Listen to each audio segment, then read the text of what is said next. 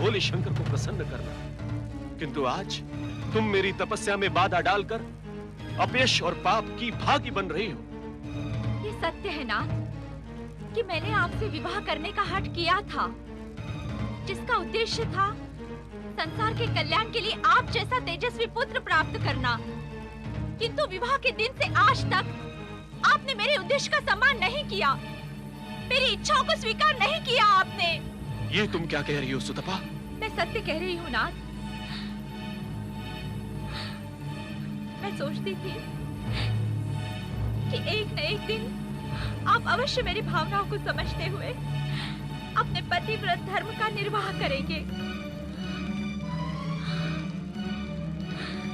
किंतु आप जैसे ब्रह्मचारी पहले थे वैसे ही विवाह के उपरांत भी बने रहे। सत्य तो ये है सुतपा, विवाह में मेरी तनिक भी रुचि नहीं थी।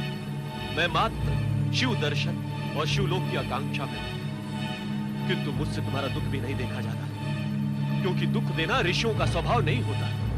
अर्थात? सुतपा, मेरे अखंड ब्रह्मचर्य व्रत को समाप्त होने में मात्र 1 माह शेष है, और इस समय कृपा करके मेरी तपस्या में बाधा न डालो। यदि शिव इच्छा हुई तो इसके उपरांत मैं तुम्हारा दुख दूर करने का प्रयास करूंगा। शिव इच्छा? ओम नमः शिवाय, ओम नमः शिवाय।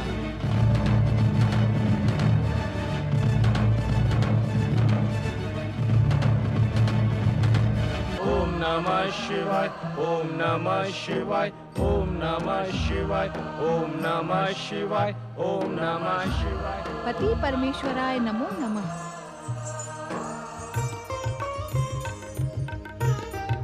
आज आप मुझे इस प्रकार एक तक क्यों देख रहे हैं स्वामी? देवी, हम देख रहे हैं कि आज तुम्हारा सुंदर मुख जगदम्बा के करुणापूर्ण आभा के स्थान पर पति के प्रति उमड़ते हुए प्रेम से दमक रहा है।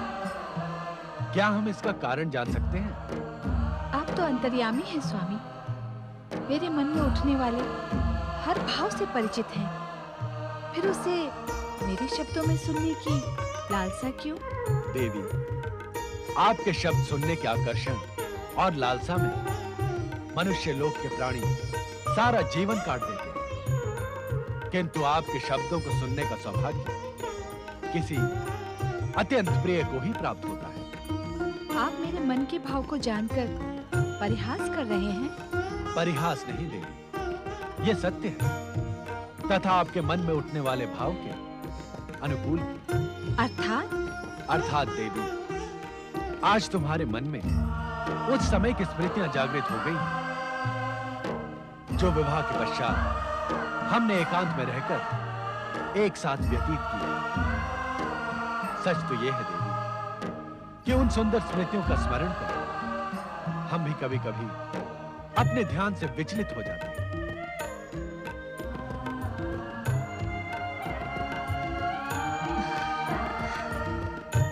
माता पार्वती, मेरी पीड़ा का अंत करो, मेरे अतृप्त हृदय को शांति प्रदान करो। माता पार्वती, माँ जगदम्बा।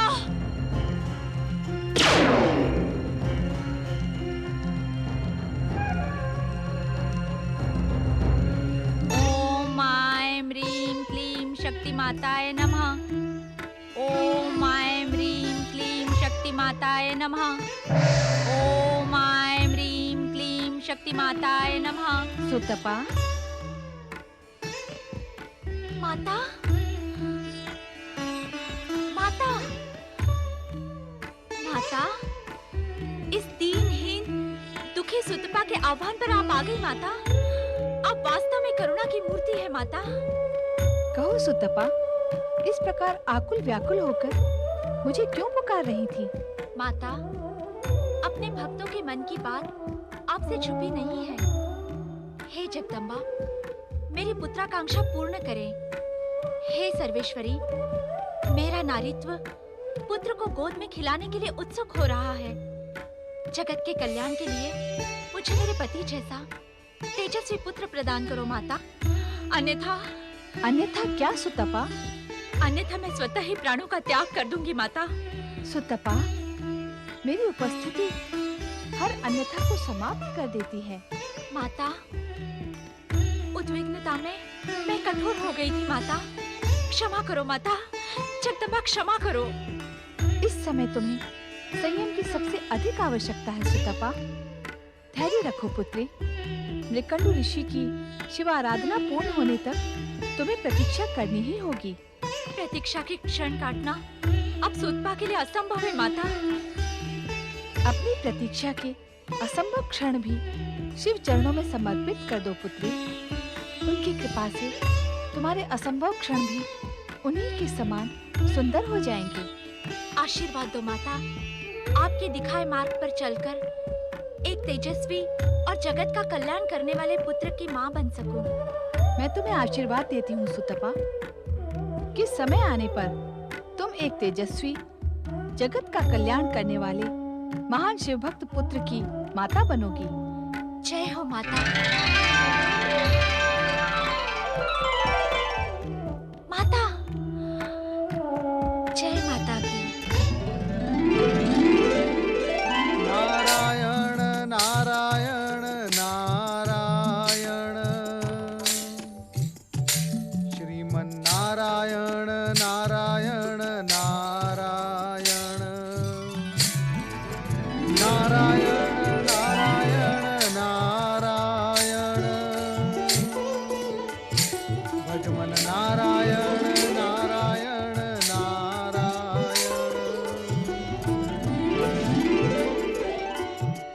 नारायण नारायण। माता पार्वती आज नितांत एकाकी गगन विहार कर रही हैं। लगता है कैलाश पर अवश्य कुछ अघटित घटित हुआ है जिसका ज्ञान स्वयं नारद को भी नहीं है। नारायण नारायण।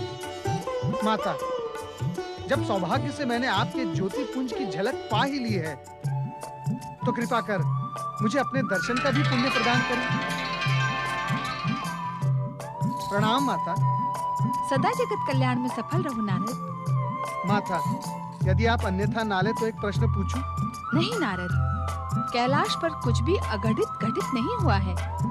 ना ही मेरी पति परमेश्वर से अनबन हुई है और ना ही कुछ और। किंतु क्या तुम कैलाश पर किसी अघटित के घटने की योजना बना रहे हो? नहीं माता नहीं, मैं तो मात्र आपको एकाकी गगन विहार करते देखकर भ्रमित हो गया था, परंतु मेरा भ्रम निराधार था। अब आप एक और कृपा कर दें। कहो नारद। कृपया आप मुझे ये बताएं कि आप कैलाश से आ रही हैं या कैलाश जा रही हैं? इस समय तो मैं कैलाश जा रही हूँ, किंतु तुम यही जानने के इच्छुक हो ना कि मैं गई कहाँ थी? हाँ माता। नारद, तुम्हारी जिज्ञासा का आकार तुम्हारे व्यक्तित्व से भी बड़ा हो गया है। नारायण नारायण। माता, मैं तो इसे और भी बढ़ाने का इच्छुक हूँ। अच्छा, क्यों? ये तो इस हीन नारद की जिज्ञासा का परिणाम है माता, कि उसे जगत की महाशक्तियों के पुण्य प्रदान करने वाले दर्शन प्राप्त हो जाते हैं।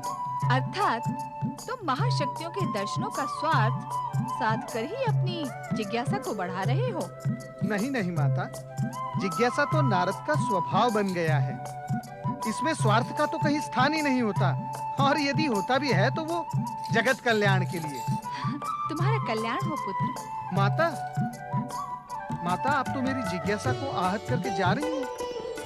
स्वयं आप मुझे ये बताने वाली थी कि आप कहाँ से आ रही हैं। नारद, मैं मृकंडु ऋषि की पत्नी सुतपा की वेदना शांत करके आ रही हूँ, किंतु अपने वचन से आज संभवतः प्रथम बार मैं स्वयं संतुष्ट नहीं हूँ। ये आप क्या कह रही हैं सर्वेश्वरी?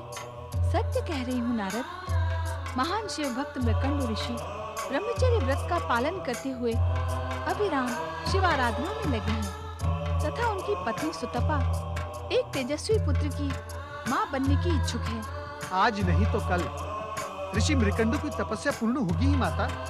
क्या तब तक ऋषि पत्नी धैर्य धारण नहीं कर सकती? उनका धैर्य संयम से ऊपर पहुँच गया है नारद।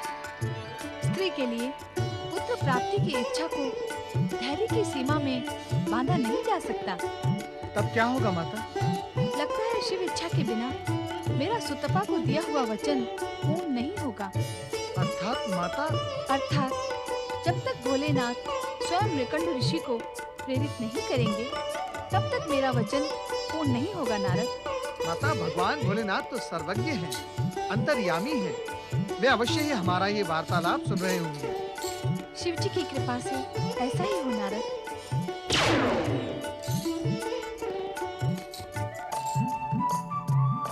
अब भगवान भोलेनाथ ऋषि मृकंड को अवश्य ही प्रेरित करेंगे। ओम नमः शिवाय। ओम नमः शिवाय। ओम नमः शिवाय। ओम नमः शिवाय। ओम नमः शिवाय। ओम नमः शिवाय। ओम नमः शिवाय। ओम नमः शिवाय। भक्त श्रेष्ठ मृकुंडू, आंखें खोलो। ओम नमः शिवाय। भोलेनाथ, शिव शंकर, भोलेनाथ, जय शिव शंकर, जय शिव शंकर। भोलेनाथ, आप दया के सागर हैं। आपने मुझे दर्शन देकर मेरी तपस्या ही नहीं बल्कि मेरा जीवन सफल कर दिया है। भक्त वत्सल, मेरा तन मन आपका कृतज्ञ है। भक्त श्रेष्ठ, आपकी अनवरत तपस्या तथा अखंड व्रत के फल स्वरूप समय आने पर आप दोनों पति पत्नी को शिवलोक प्राप्त होगा। किंतु किंतु किंतु क्या भोलेनाथ? इस समय आपको अपनी तपस्या स्थगित करके अपनी पत्नी सूतपा की प्रार्थना स्वीकार करनी होगी।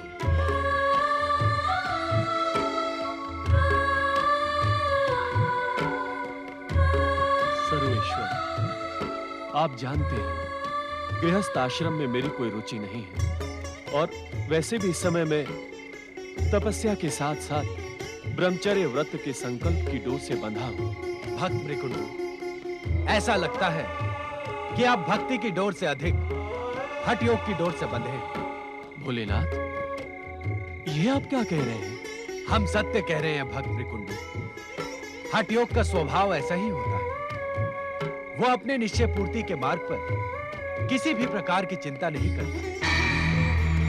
किंतु हठ योग आप जैसे ऋषि मुनियों पर नहीं, नन्हे नन्हे बालकों पर अच्छा लगता है। शिव शंकर, तो क्या आप मुझे ब्रह्मचर्य व्रत का संकल्प तोड़ देने का परामर्श दे रहे हैं?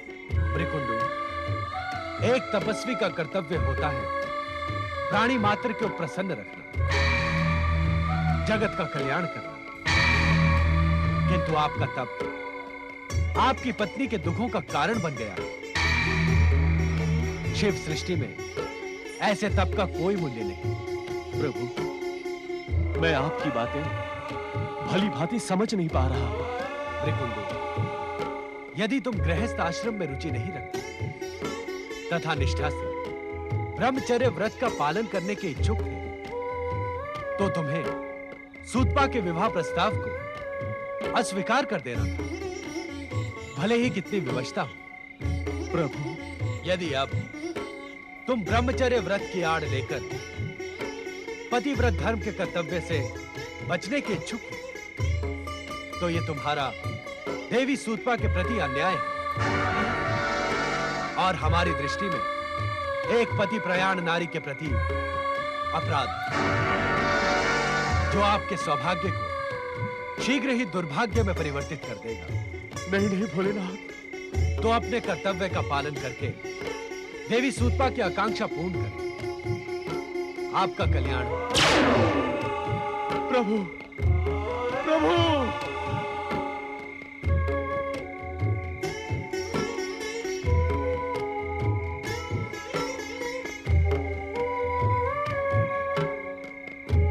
नारायण नारायण नारायण। प्रणाम परमपिता। प्रणाम माता। नारद, इस समय तुम जो प्रश्न लेकर आए हो हम उसी पर चिंतन कर रहे हैं। ये तो मैं जानता ही था परमपिता कि आप उसी विषय पर चिंतन कर रहे थे, अन्यथा आप इतनी सहजता से अपनी समाधि पर विराम कैसे लगाते? परमपिता, क्या माता पार्वती का वचन पूर्ण हो गया? नारद, देवी पार्वती शक्ति स्वरूपा है। उनके श्रीमुख से निकला हुआ हर शब्द वचन होता है। उसके पूर्ण न होने का तो प्रश्न ही नहीं उठता। तो क्या ऋषि मृकंडू अपना संकल्प तोड़ देंगे? शिवाज्ञा को मृकंडू जैसा शिवभक्त अनदेखा नहीं कर सकता। किंतु क्या परमपिता? किंतु गृहस्थाश्रम के प्रति मृकंडू की अनिच्छा और देवी सुतपा के अनुताप के परिणाम स्वरूप जो पुत्र इस दंपति को प्राप्त होगा वो अल्पायु होगा। अल्पायु? हाँ देवी, उस बालक की आयु मात्र 5 वर्ष और 6 दिन की होगी। अल्पायु पुत्र पाकर उन दोनों का संताप और भी बढ़ जाएगा स्वामी। हाँ परमपिता, ऐसा पुत्र होने से तो पुत्र ना होना ही अच्छा है।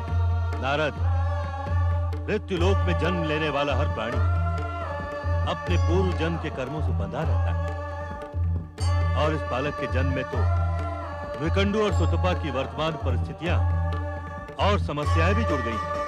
परमपिता, ऋषि मृकंडू भगवान भोलेनाथ के परम भक्त हैं। नियंता के उन पर ऐसे तीखे प्रहार नारद स्वीकार नहीं कर पा रहा है। नारद, हम सब नियंता की नियति में बंधे हैं। परमपिता, क्या मैं उस दंपति की कुछ सहायता कर सकता हूं, यदि आप आज्ञा दें? अवश्य नारद, परंतु ये एक सावधानीपूर्ण कार्य है। क्या तुम इसे संपन्न कर सकोगे? परमपिता, शिव इच्छा से तो प्रत्येक कठिन से कठिन कार्य भी संपन्न हो जाता है। आप केवल आज्ञा दें। आपका ये मानस पुत्र प्राण देकर भी उस दुख में पड़े दंपति की सहायता करेगा। नारद, तुम्हारे मुख पर भाषा का असंयम अच्छा नहीं लगता। क्षमा माता, क्षमा। क्या मुझसे कोई अपराध हो गया है? तुम सहायता का जो उद्देश्य लेकर संकटग्रस्त मृकंडू दंपति के पास जा रहे हो, उसी संकट से हम दोनों को पीड़ित कर रहे हो। मैं कुछ समझा नहीं माता। माता पिता के समक्ष पुत्र यदि अपने प्राणों को देने की बात करे तो उन्हें पीड़ा नहीं होगी? अवश्य होगी माता, अवश्य होगी। मैं अपने शब्दों के लिए क्षमा प्रार्थी हूँ। अपने अनुष्ठान में सफल हो पुत्र। नारद, यदि तुम मृकंडू ऋषि को अल्पायु पुत्र के इस सत्य का ज्ञान करवा दोगे तो वे सावधान हो जाएंगे और भविष्य में होने वाले इस आघात का दृढ़तापूर्वक सामना कर सकेंगे। उचित है परमपिता। किंतु ध्यान रहे, गर्भवती सुतपा को यह बात कदापि ज्ञात न हो, अन्यथा इसका दुष्परिणाम गर्भस्थ बालक पर पड़ेगा। जो घटित होने वाला है उसे घटित होने दे ब्रह्मदेव। किंतु आप नारद को मृकंडू ऋषि के पास भेजकर उचित नहीं कर रहे हैं। हमारे इस आदेश में भविष्य का संकेत छुपा है देवी। मृकंडू ऋषि परम ज्ञानी और महान शिव भक्त हैं। वो संकेतों की इस भाषा को अवश्य समझेंगे। परंतु मेरे ऋषि मृकंडू के पास जाने में क्या संकेत हो सकता है? तुम्हें इस सांकेतिक भाषा को समझने के लिए भविष्य की ही प्रतीक्षा करनी होगी। तब सब कुछ वैसा ही घटित होगा जैसा उसे होना है।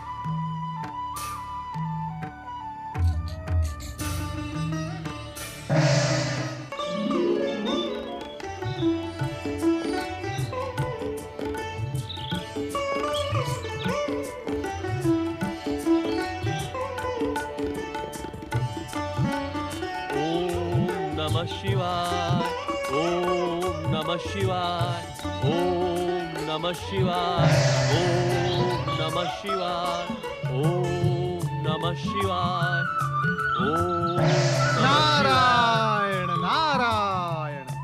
देवर्षि नारद, आप यहाँ हमारे आश्रम में, हमारा जीवन धन्य हो गया। परम शिव भक्त ऋषि मृकंडू, आपकी तपस्या से, अखंड तपस्या से प्रसन्न होकर जगत की महाशक्तियां भगवान भोलेनाथ और माता पार्वती की अत्यंत कृपा आपके इस आश्रम पर छाई हुई है। मैं तो उनका अनुचर मात्र हूं। उन महाशक्तियों का अनुचर होना भी सौभाग्य की बात है देवर्षि नारद। वैसे आपकी उपस्थिति तो सदैव कल्याण और प्रसन्नता का संकेत मानी जाती है। ऋषिवर, जीवन में प्रत्येक क्षण सदैव एक सा नहीं होता। प्रसन्नता से दैदीप्य रहने वाले आपके श्रीमुख पर छाई गंभीरता आज कुछ अन्य संकेत कर रही है देवर्षि नारद। हाँ ऋषिवर, मैं इस समय आपको परमपिता ब्रह्मा जी का अत्यंत महत्वपूर्ण संदेश सुनाने के लिए यहाँ उपस्थित हुआ हूँ। परमपिता ब्रह्मा जी का महत्वपूर्ण संदेश मेरे जैसे तुच्छ प्राणी के लिए?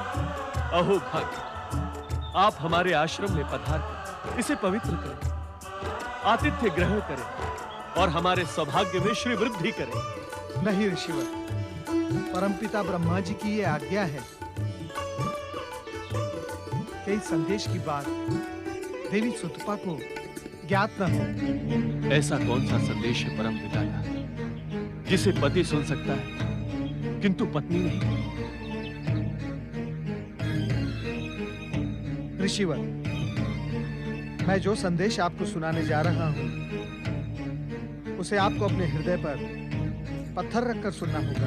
देवर्षि। ऋषिवर, आप तो ज्ञान के सागर हैं और ये आप भली भांति समझते हैं कि इस मृत्यु लोक में समय के काल चक्र के साथ साथ जीवन और मृत्यु एक निश्चित क्रम है, अटल सत्य है। क्या यही संदेश दिया है ब्रह्मदेव ने? ऋषिवर, कृपया आप अधीर न हो। परमपिता ब्रह्मा जी का संदेश सुनने के पश्चात आपको सर्वाधिक धैर्य की आवश्यकता पड़ेगी।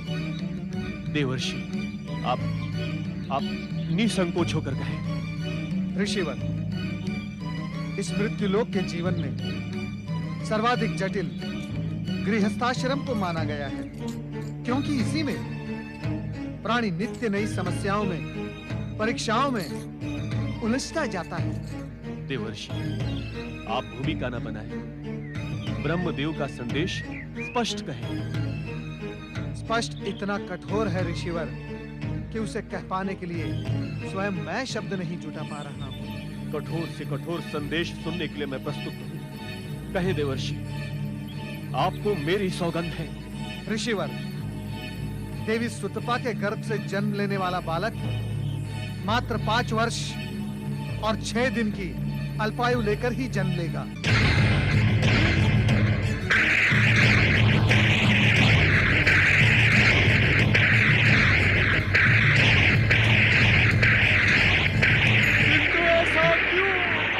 ऐसा क्यों? हमने ऐसा कौन सा पाप किया है जो हमें अल्पायु पुत्र प्राप्त होगा? ये विधाता का मेरे साथ अन्याय है।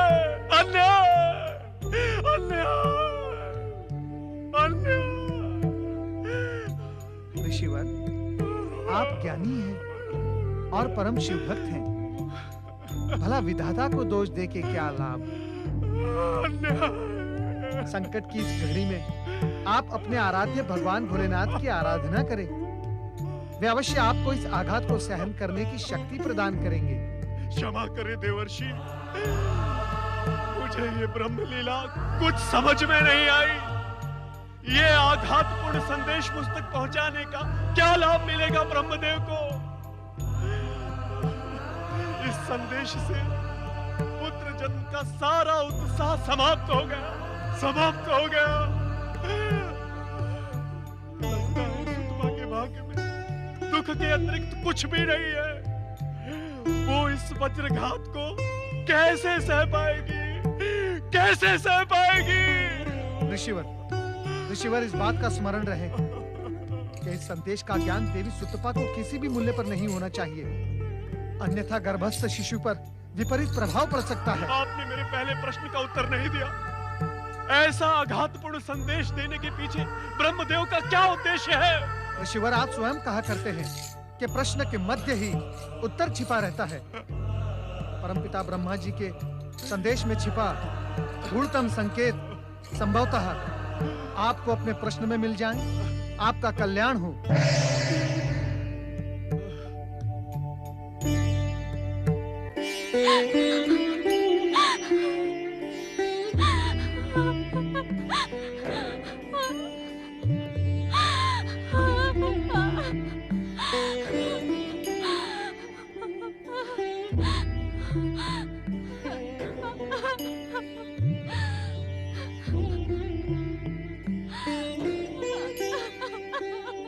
लगता है तुमने ब्रह्मदेव का भेजा हुआ संदेश नारद के माध्यम से सुन लिया है।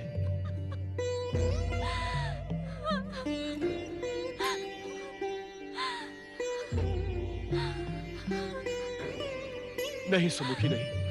ये समय रोकर व्यर्थ व्यतीत करने का नहीं है, अपितु रो नहीं तो और क्या करूं स्वामी? संभवतः विधाता मेरे भाग्य में हंसना लिखना ही भूल गया। माता पार्वती की पूजा से मुझे पुत्र प्राप्ति का आशीर्वाद मिला। आपने भी लंबे समय तक शिव आराधना कर उन्हें प्रसन्न किया। क्या प्रसन्नता का परिणाम ये अल्पायु पुत्र है? क्या पूजा, प्रार्थना, आराधना एवं तपस्या का यही प्रतिफल मिलता है? उत्तर दे स्वामी। ये प्रश्न आपसे आपकी पत्नी सुतपा नहीं, अपितु जन्म लेने वाले बालक की माँ पूछ रही है। उत्तर दे स्वामी। यदि अब भी आपने उत्तर नहीं दिया, तो भविष्य में कोई माँ, कोई पिता पुत्र प्राप्ति के लिए प्रार्थना नहीं करेगा।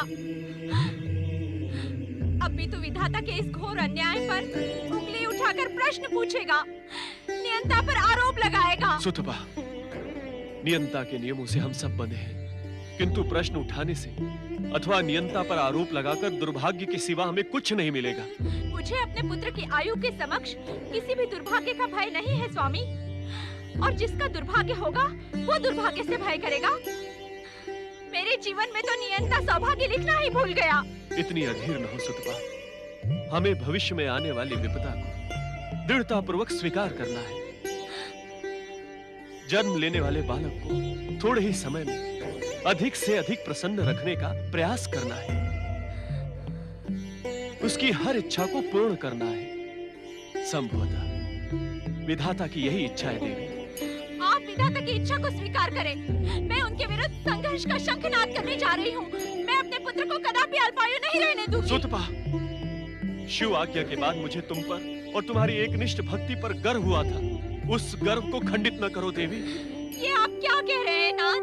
हाँ देवी, मैं सत्य कह रहा हूँ। आज तक विधाता से कोई नहीं लड़ पाया। होनी तो होकर रहती है ना। तो मैं क्या करूं स्वामी? जिस बच्चे की कामना में पहाड़ सा जीवन काट दिया, उसे पाकर भी नहीं स्वामी, ये असंभव है। ये घोर अत्याचार है। समझ में नहीं आता कि इतना क्रूर संदेश भेजकर ब्रह्मदेव को क्या मिला। इस संदेश के पीछे छिपे गुप्त संकेत की भाषा समझो सुतपा। गुप्त संकेत? हाँ प्रिय, पहले मैं भी तुम्हारी तरह उत्तेजित हो गया था, किंतु अब संकेत की भाषा समझ में आने लगी है। स्पष्ट कहे स्वामी, किस संकेत की बात कर रहे हैं आप? सुतपा, माता पार्वती ने स्वयं तुम्हें एक महान शिव भक्त पुत्र का आशीर्वाद दिया। स्वयं भोलेनाथ ने मुझे दर्शन देकर गृहस्थ आश्रम की प्रेरणा दी। और इससे भी महत्वपूर्ण बात यह है कि ब्रह्मदेव ने जो संदेश मात्र मेरे लिए भेजा था, तुम्हारे कानों तक पहुंच गया। हाँ, मैंने देवर्षि नारद को ये कहते हुए स्वयं सुना था। सुतपा, ब्रह्मदेव की आज्ञा के उपरांत ये संदेश तुम्हारे कानों तक पहुंच गया। ब्रह्मदेव की अनिच्छा पर यह संदेश तुम नहीं सुन सकती थी। इसमें अवश्य विधाता की कोई लीला है, जो हमें संदेश के माध्यम से समय रहते ही सचेत करने की इच्छुक है। क्या विधाता की लीला के रहस्य को आप समझ गए हैं? नहीं देवी, महाशक्तियों की लीला के गूढ़तम रहस्य को समझना हमारे लिए असंभव है। तब हमें क्या करना होगा? अपना भावी जीवन शिव चरणों में समर्पित कर उनसे कृपा की प्रार्थना करनी होगी। भोलेनाथ कभी अपने भक्तों को निराश नहीं करते। अब विलंब ना करें स्वामी, चले। कहाँ? हमें समय व्यर्थ ना गवाकर इसी क्षण से शिव आराधना प्रारंभ करनी होगी।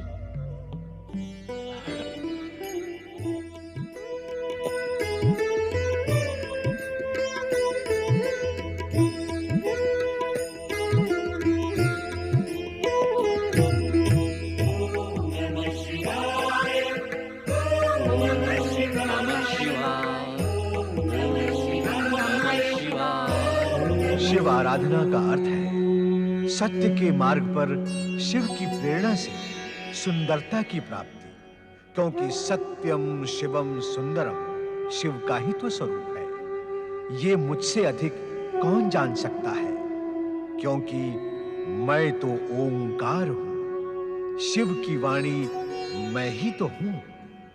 अपने आप को शिव इच्छा के अधीन करके निश्चित समय पर मृकंडु दंपति ने पुत्र रत्न प्राप्त किया। मृकंडु के इस पुत्र का नाम मार्कंडेय होना स्वाभाविक ही था। बाल लीलाओं में प्रसन्नता और आनंद के 5 वर्ष कैसे व्यतीत हो गए, कुछ पता ही नहीं चला। अब मार्कंडेय के जीवन के केवल 6 दिन शेष थे। क्या मार्कंडेय केवल 6 दिन ही जीवित रहेगा? क्या उसकी जीवन की डोर टूट जाएगी? क्या उसका अल्पायु रहस्य केवल रहस्य ही रह जाएगा? इसका उत्तर तो केवल सर्वेश्वर महेश्वर शिव शंकर को ही ज्ञात है।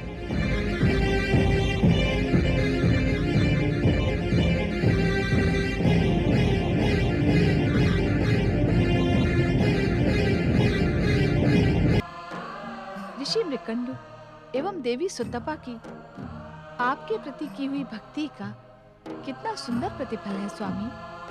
भक्ति का प्रतिफल सदा सुंदर ही होता है देवी। ये मुझसे अधिक कौन जान सकता है स्वामी।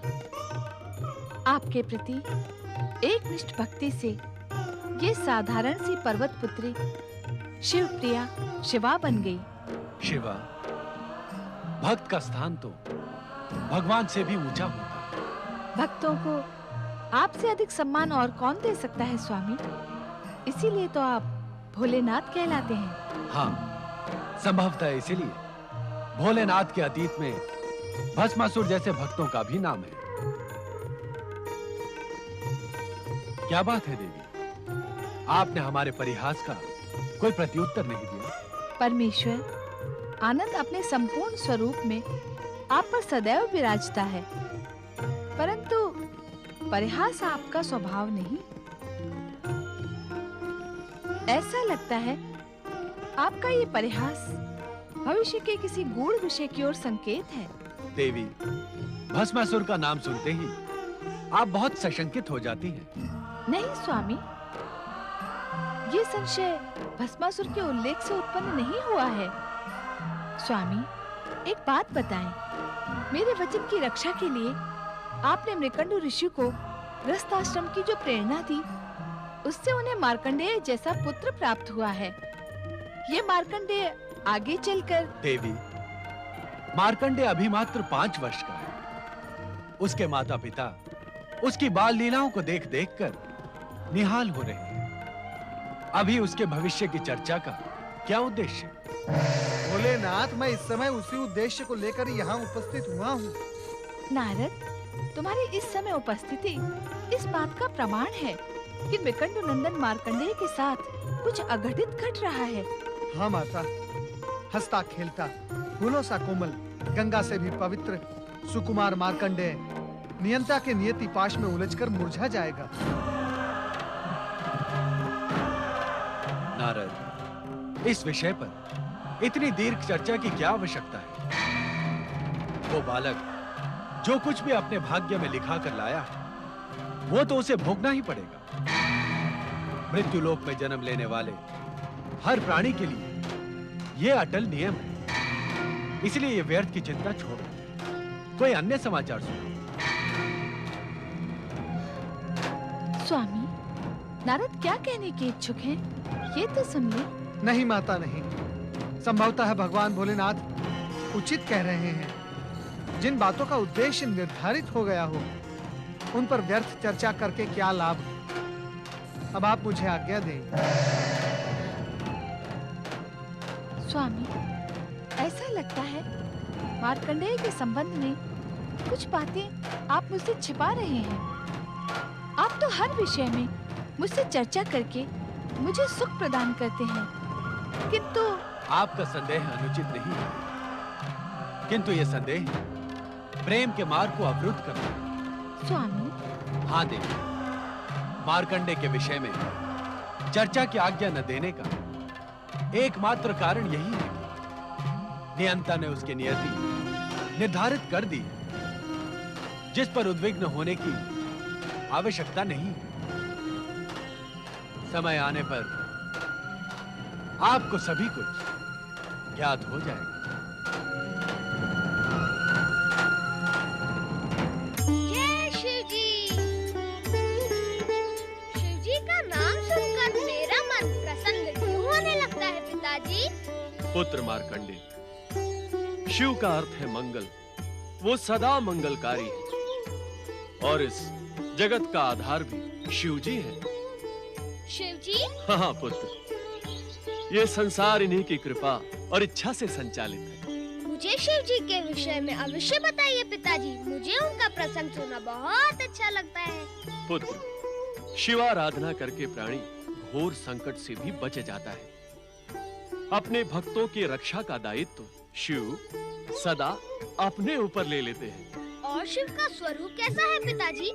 शिव जी का स्वरूप अद्भुत, अनुपम, सुंदर और सबसे निराला है। शिव जी जटा जूटधारी, शीश पर चंद्र, गले में सर्प धारण कर सदा बागंबर पहनते हैं। उनकी विशाल भुजा में त्रिशूल है और उनके मुख पर अपार तेज है। तेज? यज्ञकुंड की अग्नि के समान? नहीं पुत्र, सहस्त्रों सूर्य मिलकर जो तेज प्रकट कर सके, वैसा ही तेज भगवान शिव के मुख पर सदैव विद्यमान रहता है। पिताजी, यदि मैं शिव आराधना करूंगा तो क्या वो मुझसे भी प्रसन्न होंगे? पुत्र, शिव जी दया के सागर है, कृपा निधान है एवं भक्त वत्सल है। शिवाराधना करने वालों से सदैव प्रसन्न रहते हैं। उन्हें भक्ति में नियमों से नहीं, अपितु समर्पण से प्रेम है। इसीलिए संसार उन्हें भोलेनाथ कहता है। पिताजी, मैं शिव आराधना कर उन्हें प्रसन्न करूंगा। आप मुझे आज्ञा दीजिए। शिवाराधना में आज्ञा की क्या आवश्यकता है पुत्र मार्कंडे? ये तो जन्म लेने वाले हर जीव का अधिकार एवं निर्धारित कर्तव्य है। मैं शिव आराधना किस प्रकार करूं पिताजी? ओम नमः शिवाय के पंचाक्षरी मंत्र का निरंतर जाप करने से भोलेनाथ शीघ्र प्रसन्न हो जाते हैं। ओम नमः शिवाय। ओम नमः शिवाय। ओम नमः शिवाय। ओम नमः शिवाय। ओम नमः शिवाय। ओम नमः शिवाय। ओम नमः शिवाय। ओम नमः शिवाय। ओम नमः शिवाय। ओम नमः शिवाय। ओम नमः शिवाय। ओम नमः शिवाय।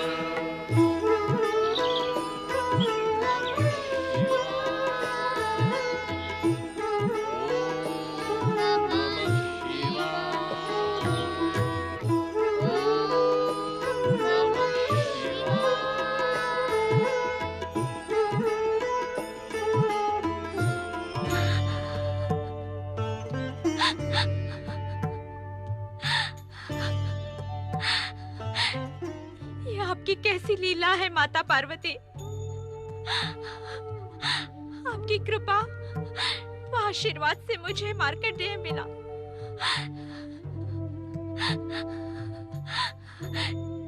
किंतु ब्रह्मा जी की भविष्यवाणी के अनुसार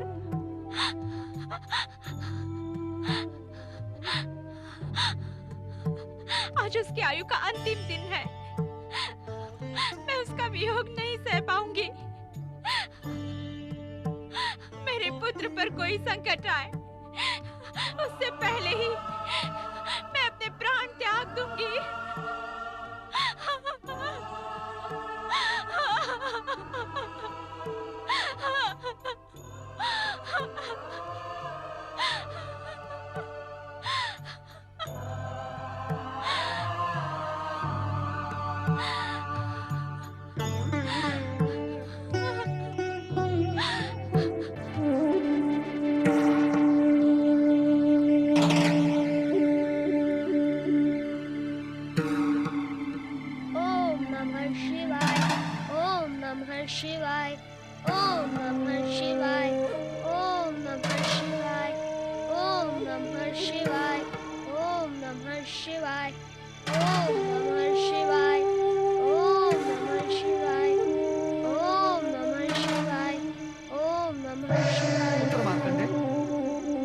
रात को कहाँ जा रहे हो? ओम नमः शिवाय, ओम नमः शिवाय, ओम नमः शिवाय, ओम नमः शिवाय, ओम नमः शिवाय। पुत्र मार्कंडेय, शिवाय। क्या तुम्हें इस भयानक वन प्रदेश के हिंसक पशुओं का तनिक भी भय नहीं लगता? ओम नमः शिवाय, ओम नमः शिवाय, ओम नमः शिवाय, वत्स, ओम नमः शिवाय। वत्स, क्या तुम्हें अपनी अल्पायु के विषय में कुछ पता है? क्या इसी भय से तुम अपने माता पिता और आश्रम को त्याग कर जा रहे हो? आप कौन है तात? और मेरी मृत्यु के विषय में आप कैसे जानते हैं? क्योंकि ये दुखद समाचार मैंने ही तुम्हारे पिता ऋषि मृकंडु को सुनाया था और इसी कारणवश मैं आज तुम्हारे सम्मुख प्रकट हुआ हूँ। अपनी अल्पायु का रहस्य तो मैं जानता हूँ तात। आपके यहाँ आने का क्या यही उद्देश्य है? नहीं पुत्र, नहीं। मैं तो केवल तुम्हें ये बताने का इच्छुक हूँ कि भगवान भोलेनाथ की निष्ठा पूर्वक आराधना करने से संसार का बड़े से बड़ा दुख भी दूर हो जाता है। यह मैं भली बात से जानता हूँ तात। इस समय मैं उन्हीं की आराधना करने जा रहा हूँ, किंतु संभवतः आप ये रहस्य नहीं जानते। ये तुम क्या कह रहे हो पुत्र? सत्य कह रहा हूँ। अपनी बात को स्पष्ट कहो पुत्र। तात, यदि आप ये रहस्य जानते होते तो मुझसे ये प्रश्न कदापि न पूछते कि तुम्हें इस भयानक वन प्रदेश के हिंसक जंगली पशुओं से भय नहीं लगता? ये तो स्वाभाविक प्रश्न है पुत्र। नहीं तात, नहीं। शिव आराधना करने वालों को जंगली पशु तो क्या काल से भी भय नहीं लगता। धन्य है तुम्हें तुम्हारे पिता ऋषि मृकंडु का दिया हुआ ज्ञान। धन्य है पुत्र, मैं तुमसे पराजित हुआ। मैं तुम्हारी सहायता करने का इच्छुक हूँ। इस समय मुझे सहायता की नहीं, सहानुभूति की आवश्यकता है तात। सहानुभूति? हाँ तात, मैं नहीं जानता कि आप कौन हैं, किंतु यदि मेरे प्रति तनिक भी सहानुभूति है तो मेरे विषय में मेरी माँ और पिताजी को कुछ न बताना। प्रणाम। ओम नमः शिवाय, ओम नमः शिवाय, ओम नमः शिवाय, ओम नमः शिवाय। धन्य है तुम्हारी अपने माता पिता के प्रति भक्ति और धन्य है तुम्हारी भगवान भोलेनाथ के प्रति निष्ठा। अब तुम्हारी अल्पायु और मृत्यु के काल का संघर्ष बहुत ही रोचक होगा। नारायण नारायण। भोलेनाथ, आपसे अधिक चमत्कारी इस संसार में दूसरा कोई नहीं है। भोलेनाथ कुछ ऐसा चमत्कार करे कि आने वाले कल का सूर्योदय बालक मार्कंडेय के जीवन में आपकी भक्ति का नया प्रकाश लेकर आए। नारायण नारायण। धर्मराज यमदेव की जय हो, जय हो, जय हो। कहो चित्रगुप्त, आपकी लेखा बही किसके प्राण हरने का संदेश देती है? ये संदेश महाक्रूर है धर्मराज। महाक्रूर? हाँ धर्मराज, महान शिव भक्त मृकंड पुत्र मार्कंडेय के जीवन का अंतिम समय आ पहुंचा है। मृत्यु मृत्यु प्राणी लोक का सबसे बड़ा सत्य है चित्रगुप्त, इसीलिए उसे मृत्यु लोक अथवा यमलोक कहते हैं। और हम यमराज हैं। यम अर्थात नियम, नियम का पालन अर्थात प्राणों का हरना। प्राण हरना हमारा कर्तव्य है। कर्तव्य में भावनाओं की नहीं, पुरुषार्थ की आवश्यकता होती है। जानता हूँ यमदेव, आप मार्कंडेय के प्राण हर लाने का प्रबंध करें। उचित है। यमदूतों, महाराज यमदेव की जय हो। पृथ्वी लोक जाओ, मृकंडु पुत्र मार्कंडेय के प्राण लेकर अविलंब यमलोक लौटो। जो आज्ञा स्वामी।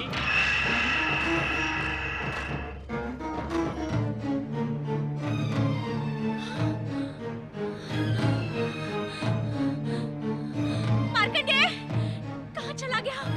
मार्कंडेय, स्वामी उठिए स्वामी। मार्कंडेय कहीं चला गया? उसे ढूंढ कर लाइए स्वामी, अन्यथा मैं रो रो कर इसी समय अपने प्राण त्याग दूंगी। उसे ढूंढ कर लाइए स्वामी। हे शिव शंकर, भोलेनाथ दया करे। भोलेनाथ, शिव शंकर, भोलेनाथ, शिव शंकर। पुत्र मार्कंडे, कहाँ हो तुम? हे शिवशंकर, मेरा प्रिय पुत्र मार्कंडे कहाँ गया? पुत्र मार्कंडे!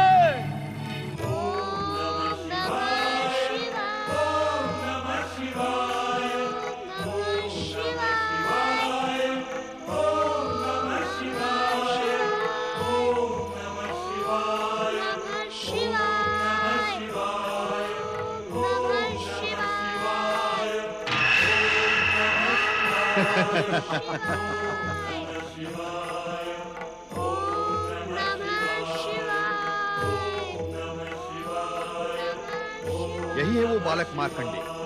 ओम नमः शिवाय। इसकी आयु पूरी हुई, चलो इसके प्राण हरते हैं। किंतु ये तो निष्ठापूर्वक शिव आराधना कर रहा है। ओम नमः शिवाय। शिव आराधना हमें हमारे कर्म से विमुख नहीं कर सकती है मित्र। उस पर मृत्यु पाश फेंको।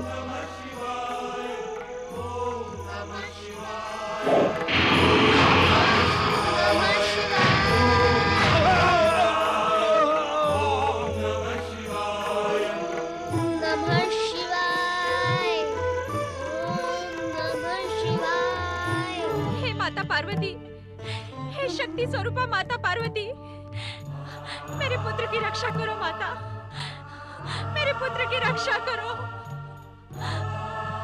आपके आशीर्वाद से जन्मे मेरे पुत्र मार्कंडेय का जीवन संकट में है माता, उसकी रक्षा करो माता, मेरे पुत्र की रक्षा करो, मेरे पुत्र का कल्याण करो मातेश्वरी। हे जगदम्बा, अपने आशीर्वाद की रक्षा करो माता। हे माता पार्वती, हे शक्ति स्वरूपा माता पार्वती, मेरे पुत्र की रक्षा करो माता, करुणा की मूर्ति माता पार्वती। हे जगदम्बा, मेरे पुत्र की रक्षा करो। सुतपा, निश्चिंत रहो, मैं आ रही हूँ। मुझे जाने की आज्ञा दीजिए स्वामी। सूतपा के पास जा रही हो देवी? हाँ स्वामी, एक माँ की वेदना एक माँ ही जान सकती है। स्त्री के जीवन में सबसे महत्वपूर्ण होता है मातृत्व। यदि उसका मातृत्व संकट में पड़ जाए तो स्त्री का जीवन दुख के सागर में डूब जाता है। देवी, इस संसार में माँ के हृदय में करुणा और मातृत्व का जो संचार है उसका केंद्र तुम ही हो। इसीलिए जगत के प्राणी तुम्हें जगदम्बा कहते हैं। स्वामी, बातों में कहीं मार्कंडेय के प्राण संकट में न पड़ जाएं। मुझे जाने की आज्ञा दे। नहीं देवी, वहां जाने से कोई कार्य सिद्ध नहीं होगा। वहां न जाना ही उचित होगा। एक माँ की वेदना असहनीय होती है स्वामी। मुझे स्वयं जाकर उसे आश्वस्त करना ही होगा। अन्यथा क्या देवी? अन्यथा मार्कंडेय के जीवन पर आए संकट से वो पतिव्रता मातृत्व से आहत होकर कहीं नियति को ही शापित न कर दे। ऐसा कुछ नहीं होगा देवी, घटेगा वही जो विधान है। इस स्थिति में मैं क्या करूं भोलेनाथ? सुतपा की व्यथा से मैं स्वयं बहुत चिंतित हूँ। मृकंडू दंपति तथा मार्कंडेय की चिंता हम पर छोड़ दो।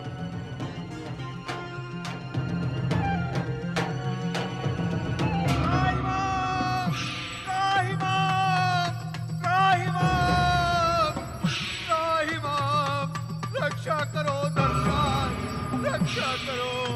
क्या बात है यमदूत, तुम तो मार्कंडेय के प्राण हरने गए थे। उस चमत्कारी मायावी मार्कंडेय के नाम से ही मुझे भय लगने लगा है स्वामी। बकवाद ना करो और अपनी बात स्पष्ट कहो। स्वामी, जो ही हमारे सहयोगी मित्र ने उस मायावी मार्कंडेय पर यमपाश फेंका तो उसके सामने के शिवलिंग से भयानक ज्वालाएं निकली। यमपाश ने पलटकर हम पर ही प्रहार किया। मेरा मित्र यमदूत अभी भी वहां अचेत पड़ा है। मुझे विश्वास नहीं होता कि तुम सत्य कह रहे हो। आज तक ऐसा कभी नहीं हुआ कि यमदूत प्राण लिए बिना लौटे हों। ये अक्षर से सत्य है स्वामी। शांत रहो। तुम्हारी पराजय ने यमलोक की परंपरा को कलंकित किया है, जिससे हम अधिक चिंतित हैं। अब हम स्वयं मायावी मार्कंडे के प्राण हरने जाएंगे। स्वामी आप? हाँ, हम। यदि सृष्टि के नियमों से खिलवाड़ किया गया तो तीनों लोकों में अराजकता फैल जाएगी। प्राणी के मृत्यु में एक क्षण का विलंब भी सृष्टि की व्यवस्था को अस्त व्यस्त कर देगा। पाश, हम स्वयं जाएंगे। चित्रगुप्त जी, मुझे विश्वास नहीं होता कि स्वयं यमदेव भी उस मायावी चमत्कारी मार्कंडे के प्राण हर पाएंगे। दूत, मृत्यु से आज तक मृत्यु लोक में जन्म लेने वाला कोई भी बच नहीं पाया है। होगा वही जो नियंता की इच्छा होगी। नारायण नारायण। परमपिता, अपने पुत्र नारद का प्रणाम स्वीकार करें। कहो नारद, क्या समाचार लेकर आए? समाचार नहीं परमपिता, मैं आज प्रार्थना लेकर आया हूँ। प्रार्थना? अवश्य कहो मेरे मानस पुत्र। परमपिता, निर्दोष बालक मार्कंडेय की अल्पायु के अभिशाप का अंत करके कृपया आप उसे दीर्घ आयु का आशीर्वाद प्रदान करें। नहीं नारद, नहीं, मैं स्वयं ऐसा नहीं कर सकता। क्यों? क्यों परमपिता, क्यों? उस निर्दोष निष्पाप बालक पर इतना क्रूर अत्याचार क्यों परमपिता? यह अत्याचार नहीं है परमपिता, है। वो बालक मेधावी, परम ज्ञानी, तेजस्वी है। उसे मिलने के पश्चात मुझे उसमें जगत कल्याण की अपूर्व ज्योति के दर्शन हुए परमपिता। इन सब के उपरांत भी वो नियंता की नियति और विधाता के विधान से अछूता नहीं है।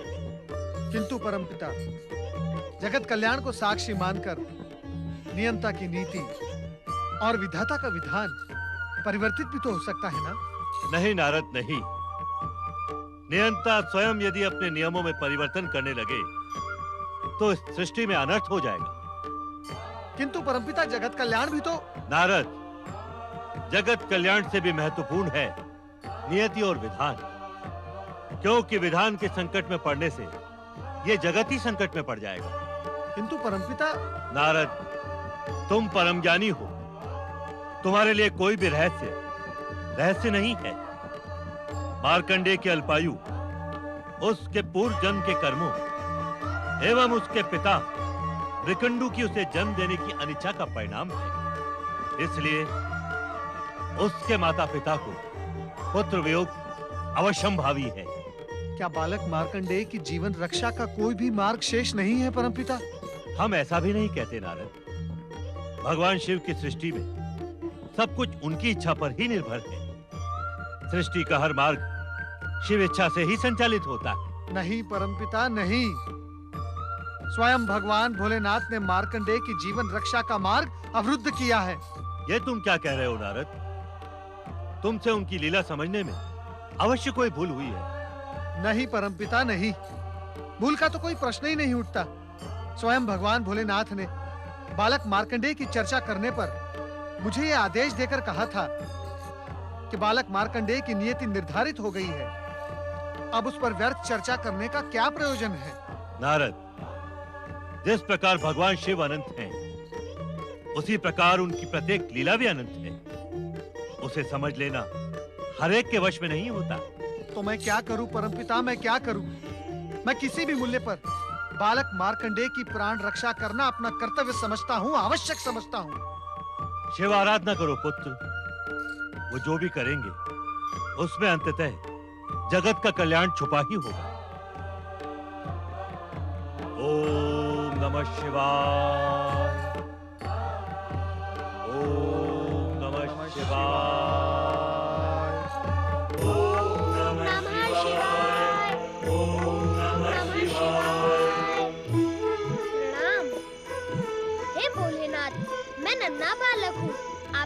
पसंद करने का महामंत्र मैं नहीं जानता। मेरी पुकार सुनो, मुझे दर्शन दो, मुझे दर्शन दो।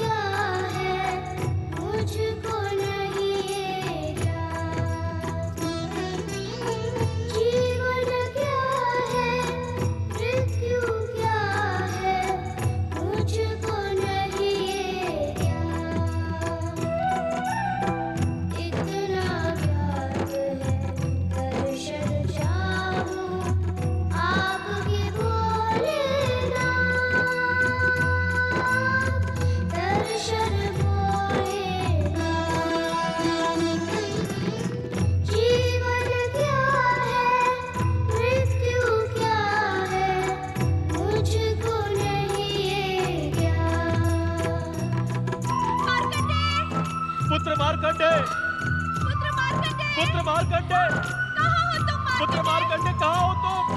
हे भोलेनाथ, दया करे भोलेनाथ।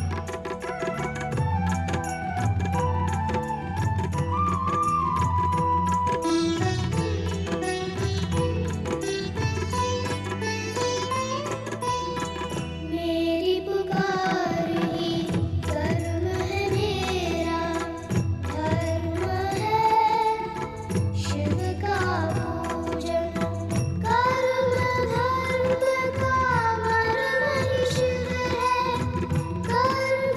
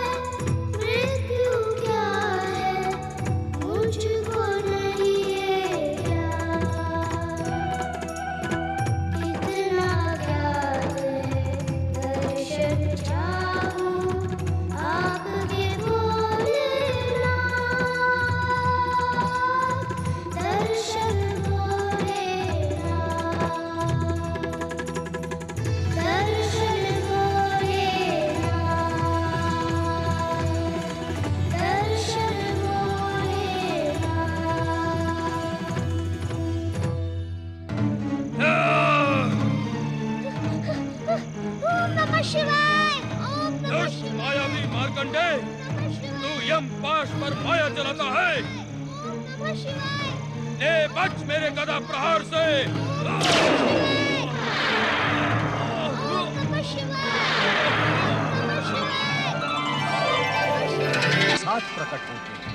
यमराज, प्रभु भोलेनाथ, निष्ठा पूर्वक शिव आराधना करने वाले बालक मार्कंडे पर प्रहार करने का तुम्हारा साहस कैसे हुआ? इस बालक ने शिवलिंग को हृदय से लगाकर हमारी शरण ली थी। शरणागत की रक्षा करना हमारा कर्तव्य है। क्या तुम इस सत्य को नहीं जानते कि तुम मात्र काल हो, किंतु हम महाकाल हैं?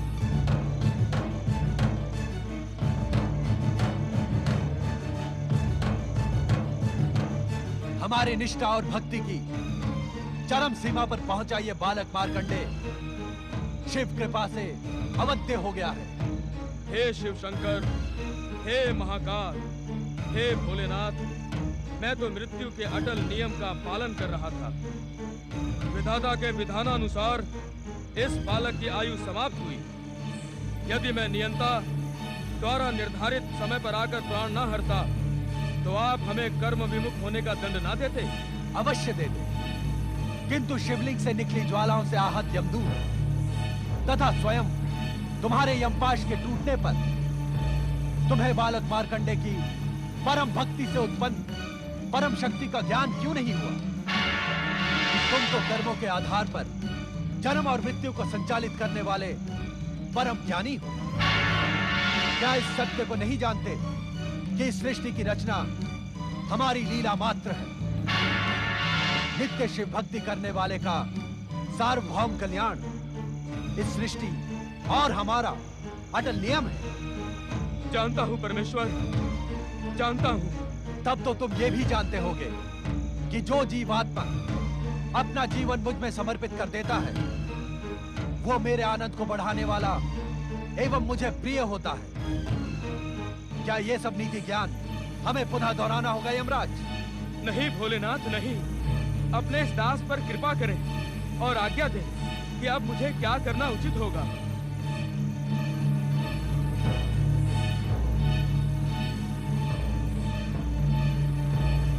यमराज, मार्कंडे के माता पिता के पुण्य प्रभाव एवं जन्म से ही शिव निष्ठा के कारण अब यह बालक अल्पायु रहा ही नहीं।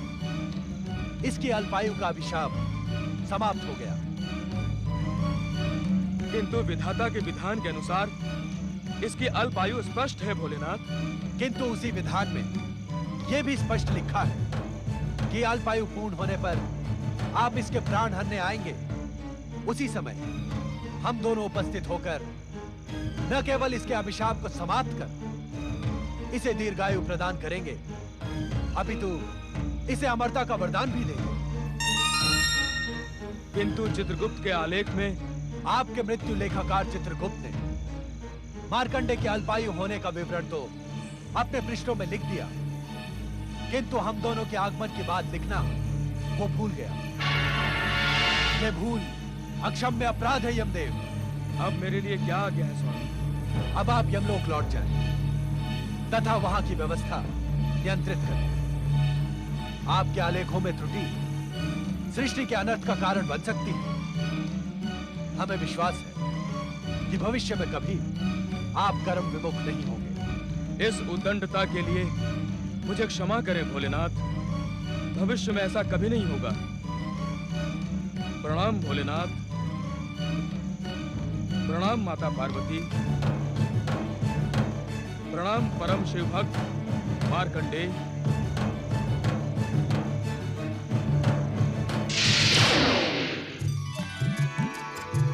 जय हो भगवान भोलेनाथ, माता पार्वती। पुत्र मार्कंडे, तुम शिव कृपा के साथ ही साथ मेरे स्नेह के भी पात्र हो। इस क्षण से तुम मेरे लिए गणेश और कार्तिकेय के समान प्रिय हो। मैं तुम्हें अपने पुत्रों के समान ही अटूट स्नेह एवं सिद्धियां प्रदान करूंगी। जय भोलेनाथ। जय माता पार्वती, जय शक्ति माता पार्वती, जय सर्वेश्वर महादेव जी। हम अज्ञानियों को क्षमा करें। हमने आपकी कृपा पर संदेह किया और मार्कंडेय के अल्पायु के भय से अपनी भक्ति को पूर्ण रूप से आपके श्री चरणों में समर्पित नहीं किया। कृपा निधान, आपकी कृपा अपरंपार है। आप तो दया के सागर हैं। आपकी भक्ति असंभव को भी संभव बनाने में सक्षम है। जो एक बार निष्ठा पूर्वक आपके श्री चरणों में समर्पित हो जाता है, उसे संसार की समस्त चिंताएं आप पर ही छोड़ देनी होती है। परंतु हमने ऐसा नहीं किया भोलेनाथ। हमें क्षमा करें भोलेनाथ, हमें क्षमा करें। पुत्र के लिए चिंता करना माता पिता का स्वाभाविक कर्तव्य है, किंतु हमारे यहाँ प्रकट होने का कारण आपकी चिंता दूर करना नहीं, अपितु मार्कंडेय की अविचल शिव भक्ति है। मार्कंडेय का नाम शिव भक्तों में उसकी अमरता के समान ही अमर हो गया है।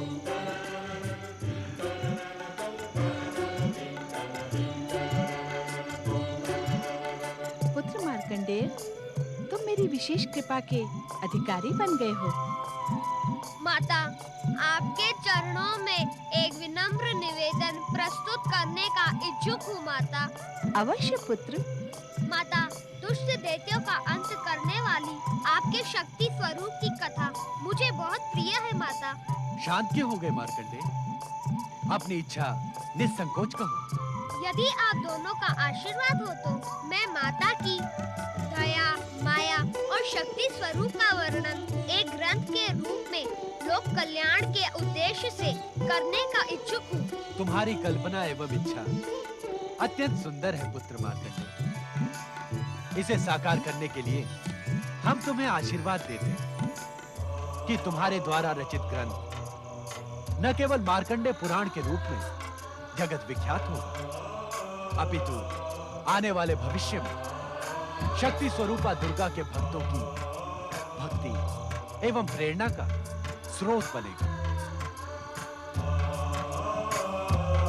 पुत्र मार्कंडेय, भविष्य में तुम्हारे द्वारा रचित मार्कंडेय पुराण का मनन, पाठन एवं श्रवण करने वाला व्यक्ति मेरी विशेष कृपा का अधिकारी एवं मेरा परम भक्त कहलाएगा।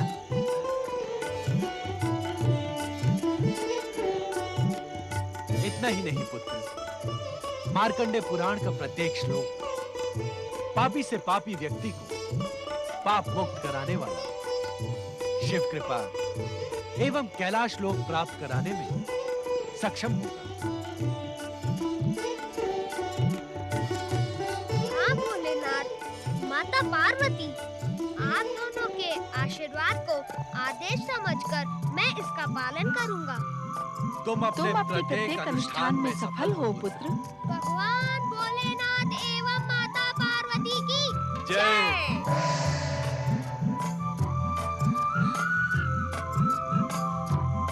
पुत्र मार्कंडेय की जय। अमर मार्कंडेय का जय घोष शिव कृपा का परिणाम था। उन्हीं की कृपा से मार्कंडेय ने लोक कल्याण हेतु एक ग्रंथ की रचना की, जो मार्कंडेय पुराण अथवा दुर्गा सप्तशती के नाम से विश्वविख्यात हुआ। समय चक्र चलता गया और इसी चक्र ने कई नए प्रश्नों को जन्म दिया। शिव समाधि स्थल पर शिव समाधि अवस्था में विराजमान है।